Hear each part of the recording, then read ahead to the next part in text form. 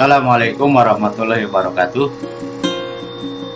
Izinkan kami untuk melaporkan hasil sementara tentang kegiatan tim teknis Kabupaten Tasikmalaya menjelang pelaksanaan ujian berbasis komputer daring atau UPKD melalui asesmen kompetensi minimal atau KM dan survei karakter sebagai pengganti ujian nasional jenjang SD atau MI, SMP atau MTS, SMA, SMK, MA pada tahun 2021. Latar belakang dari hasil telaah bahwa ujian nasional ini lebih banyak berisi butir-butir soal yang mengukur kompetensi berpikir tingkat rendah. Tentu hal ini tidak sejalan lagi dengan tujuan pendidikan yang ingin mengembangkan kemampuan berpikir tingkat tinggi serta kompetensi lain yang lebih relevan dengan perkembangan abad 21. Kemudian ujian nasional juga kurang mendorong guru untuk menggunakan metode pengajaran dan pembelajaran yang efektif untuk mengembangkan kemampuan berpikir tingkat tinggi. Oleh karena itu, ujian nasional ini nampaknya kurang optimal sebagai alat ukur untuk memperbaiki mutu pendidikan di Indonesia secara skala nasional. Oleh karena itu, AKM atau Asesmen Kompetensi Minimal dan Survei Karakter itu tentunya akan menjadi pengganti ujian nasional pada tahun 2021 mendatang.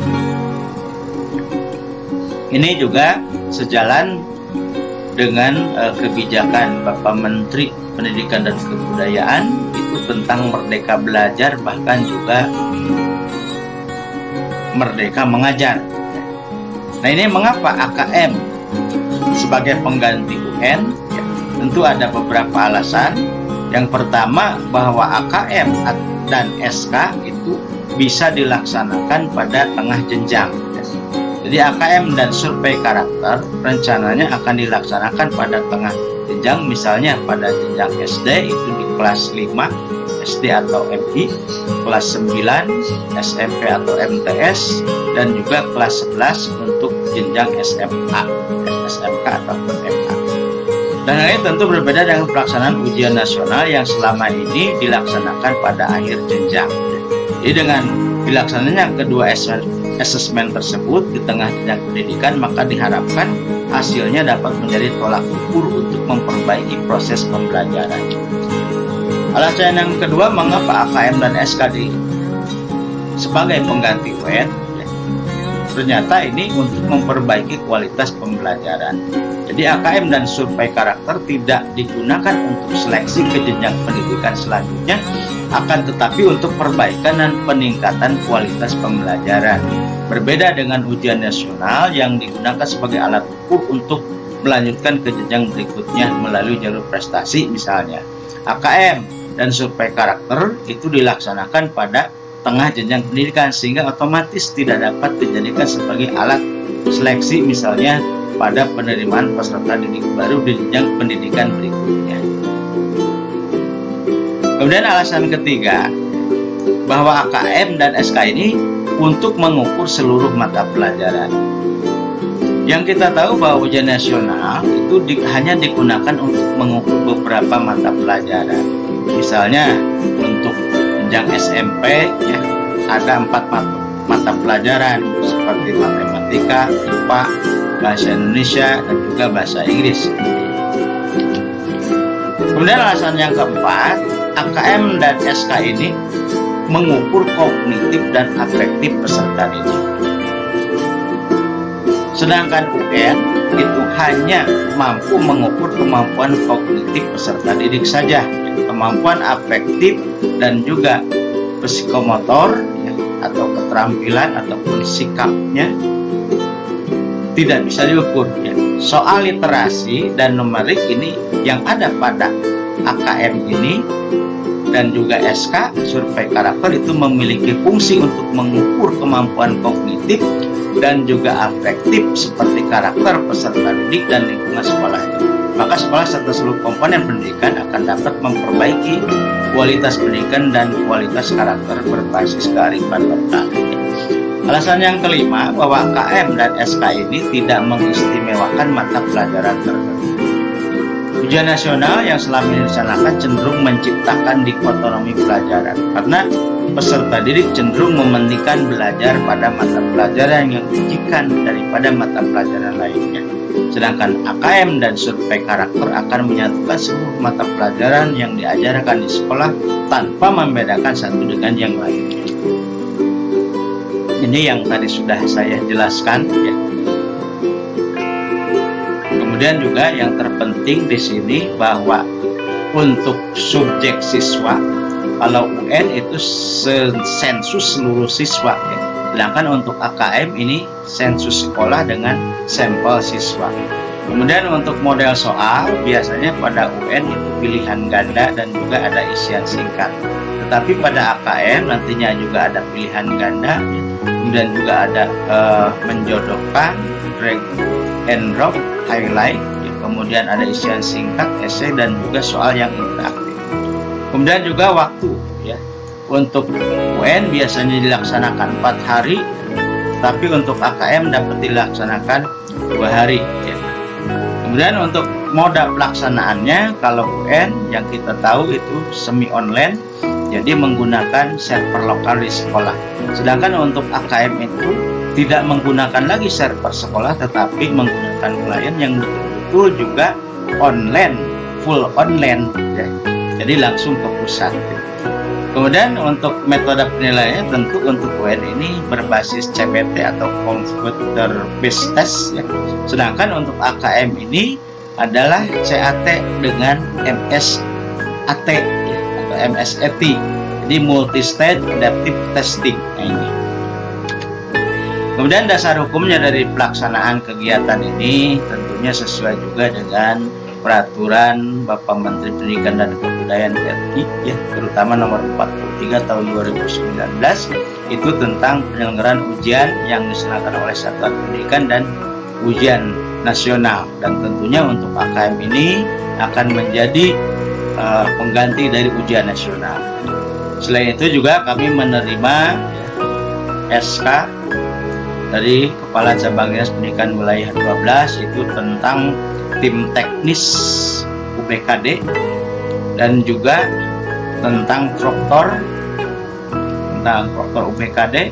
Kemudian juga ini surat dari Kepala Pusat Badan Penelitian dan Pengembangan dan Perbukuan Pusat Asesmen dan Pembelajaran Kemdikbud, ini tentang SSK atau simulasi skala kecil. Kemudian juga tentang SSB simulasi SSB ya, simulasi skala besar, dan yang terakhir sementara ini tentang kegiatan TOT. Nah, berikutnya orientasi kegiatan UPKD pra menjelang implementasi AKM dan SK ya, tentunya kami pertama menerima SK dari Bapak Kepala Cabang Dinas Pendidikan Wilayah 12. Yang kedua, kami melaksanakan registrasi ya, sebelumnya pada Surel ini pada tanggal 15 Agustus 2020 ya. Kemudian juga melaksanakan tentang simulasi skala kecil atau SSA tentang UPKD ya. Itu pada hari Rabu tanggal 19 Agustus 2020 yang diikuti sekitar 4.000 lebih orang seluruh Indonesia. Itu terdiri dari Helpdesk provinsi, kemudian juga kabupaten kota dan juga Kemenag. Kemudian ada kegiatan pertemuan virtual tentang simulasi skala besar ini pada tanggal 10 September 2020 ya, yang diikuti sekitar 61.506 orang, bahkan lebih dari itu ya. Ini terdiri dari Helpdesk provinsi, juga kabupaten kota, Kemenag, juga proktor dari berbagai sekolah ya. Kemudian kegiatan pertemuan virtual tentang TOT ya.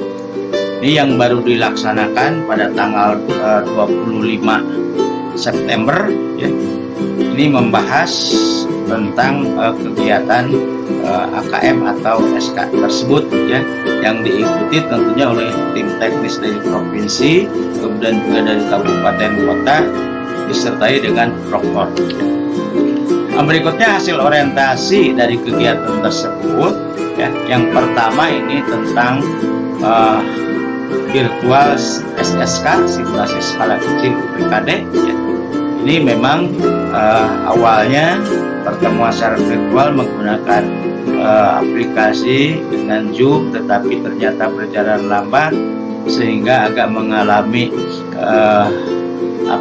hambatan, tetapi langsung ditindaklanjuti melalui webinar via YouTube streaming dan akhirnya juga berjalan secara lancar, alhamdulillah. Sedangkan untuk kegiatan simulasi instalasi Exambro pada PC atau laptop itu untuk memulai simulasi mengerjakan soal AKM tidak mengalami kegagalan, akhirnya cukup baik dan lancar. Kemudian kegiatan yang kedua tentang virtual, tentang pertemuan virtual simulasi skala besar ya, pada hari Kamis tanggal 10 September 2020 juga ini berjalan alhamdulillah lancar menggunakan webinar via YouTube streaming ya.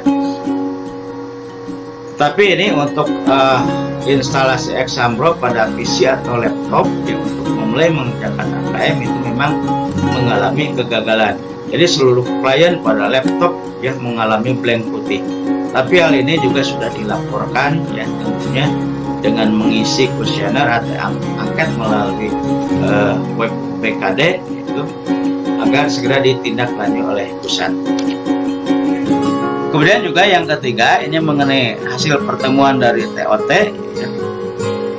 Alhamdulillah ya, bahwa ini juga sedikit mengalami hambatan ya, artinya memang tidak terlalu terhambat lah, hanya barangkali ini penjelasan presentasinya kurang baik ya, sehingga kurang terlihat jelas ya.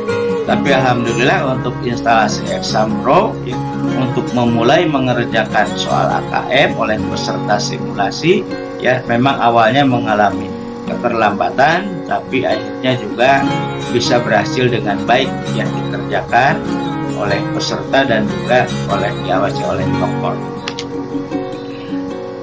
Kemudian ada rencana tindak lanjut dari hasil kegiatan tersebut ya. Pertama, kami menyusun pelaporan secara lisan dan tertulis kepada beliau yang menugaskan kami, terutama kepada Kepala Cabang Dinas Pendidikan Wilayah 12 ya, tentang hasil kegiatan ujian berbasis komputer daring atau UPKD yang selanjutnya dalam implementasi AKM dan SK pada jenjang SMA Kabupaten Tasikmalaya. Kemudian rencana sosialisasi program dan implementasi AKM pada jenjang SMA Kabupaten Tasikmalaya, tentunya ini mudah-mudahan beliau berkenan juga untuk dapat merencanakan acara tersebut untuk sosialisasi tentunya di jenjang SMA se-Kabupaten Tasikmalaya. Kemudian juga yang terpenting harus adanya pendataan SMA Kabupaten Tasikmalaya yang akan melaksanakan AKM pada tahun 2021 ini bersama tentunya Cabang Dinas Pendidikan Wilayah 12. Berikutnya juga pendataan calon peserta didik pada jenjang SMA Kabupaten Tasikmalaya, ini tentu melalui dapodik sekolah masing-masing yang akan mengikuti AKM pada tahun 2020. Kemudian pendataan setiap SMA di Kabupaten Tasikmalaya akan mengikuti uji coba atau simulasi AKM itu diperkirakan sebanyak 10 orang. Insya Allah katanya kalau COVID-nya sudah berakhir, kalaupun belum, itu akan dilaksanakan mungkin secara daring di rumahnya masing-masing oleh peserta didik sekitar bulan Oktober tahun 2020. Demikian barangkali yang dapat saya laporkan tentang AKM ini yang kemungkinan sebagai pengganti UN di tahun 2021. Semoga bermanfaat. Wabillahi taufiq wal hidayah. Wassalamualaikum warahmatullahi wabarakatuh.